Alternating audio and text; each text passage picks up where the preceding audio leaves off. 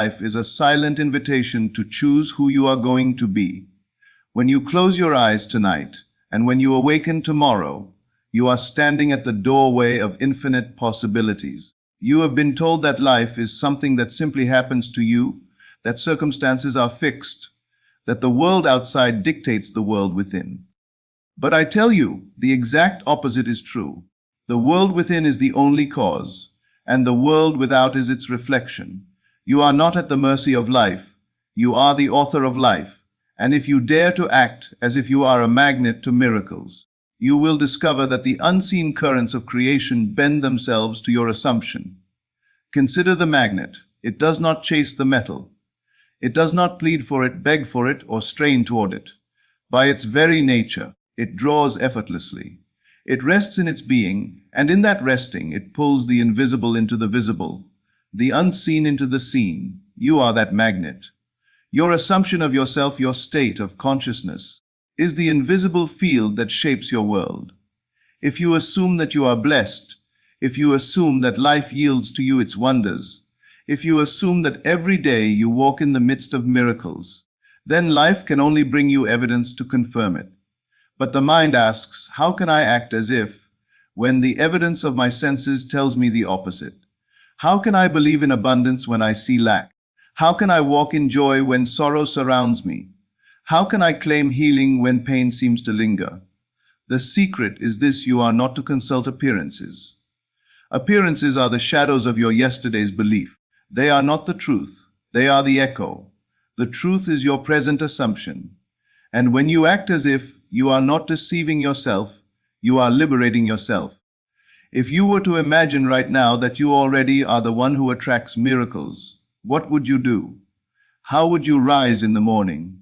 Would you drag your feet, heavy with doubt, or would you walk lightly, knowing that unseen blessings are even now rushing to meet you? Would you speak words of complaint, or would you speak words that carry the fragrance of victory? Would you look upon your world with fear, or would you gaze with wonder, knowing that everything conspires for your good? To act as if is to occupy the state of the answered prayer, to clothe yourself in the garment of your desire until it feels so natural that life must mirror it back to you. The magnet does not grow tired. It does not measure time. It does not say, I have pulled long enough, and still the metal has not come. It simply remains itself. In the same way, remain faithful to your chosen state. Persist even when nothing seems to move. For the invisible always precedes the visible. Just as the root grows underground before the flower breaks the soil, so too does your assumption take root in the unseen before your world blossoms with its proof. You are not waiting for miracles to come. You are the source of their attraction. The moment you dare to assume, the moment you dare to act as if, the miracle begins its journey toward you. Even now, forces beyond the comprehension of your senses are aligning themselves with your inner vision. And when you least expect it, when your mind has forgotten to analyze, the miracle appears as though it has always belonged to you. Do not confuse acting as if with mere pretending. Pretending is shallow, but acting as if is creative. Pretending says, I wish this were true, but it is not. Acting as if declares, it is already true within me, and soon it shall be revealed without. When you act as if, you shift the very center of your being. You walk as the one who already possesses what you sought. You become the living prophecy of your own fulfillment. Ask yourself now, what miracle do you desire? Is it freedom from limitation, abundance where there is lack, love where there is loneliness, health where there is weakness? Whatever it may be, see it within. Enter into it with feeling. Give it tones of reality. Do not leave it as a distant dream. Make it present, make it immediate. Feel it so deeply that you lose yourself in it. If tonight you lay your head upon the pillow with the feeling that your miracle is already yours, you have planted the seed. Do not doubt the seed, simply water it with faith. When you walk tomorrow, carry yourself differently. Speak as one who is favored. Think as one who is chosen. Smile as one who is blessed. And though the world may not yet echo your inner song, persist until it does. For the world has no choice but to yield to the dominant vibration you carry. To act as if is to live in the end. It is to step beyond time, to move from the realm of waiting into the realm of having. It is to taste the fruit before the harvest. And in that tasting, you call the harvest into being. Do not let the mind deceive you with its arguments. It will say, be realistic. It will whisper, you cannot see it, you cannot touch it, you cannot hear it.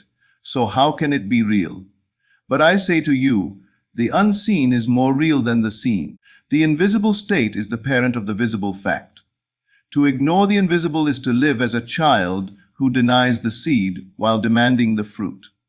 But to honor the invisible is to live as a creator, knowing that the fruit is certain, for the seed has already been planted. You are a magnet to miracles not by effort, but by nature. The effort lies only in choosing where to dwell in consciousness. Will you dwell in fear or faith, in lack or abundance, in despair or hope, in doubt or certainty? Where you dwell is what you draw. Where you linger in imagination is where life must meet you in fact. Every act of imagination is a movement in consciousness, and every movement in consciousness is a magnetic force. What you imagine and accept as true, you begin to draw whether you are aware of it or not. Therefore, guard your imagination as you would a precious treasure. Do not dwell in what you do not wish to experience. Do not rehearse failure, for to rehearse it is to invite it. Do not magnify fear, for to magnify it is to attract it. Instead, clothe yourself daily in the feeling of your desired miracle. Even in the smallest acts, live from the end. If you desire wealth, do not look upon yourself as poor. See yourself already in possession, already supplied, already surrounded by abundance. If you desire love, do not see yourself as lonely. See yourself already embraced, already cherished, already fulfilled in companionship. If you desire healing, do not see yourself as broken. See yourself whole, vibrant, radiant with life. What you dare to assume you magnetize. Miracles are not foreign. They are not distant.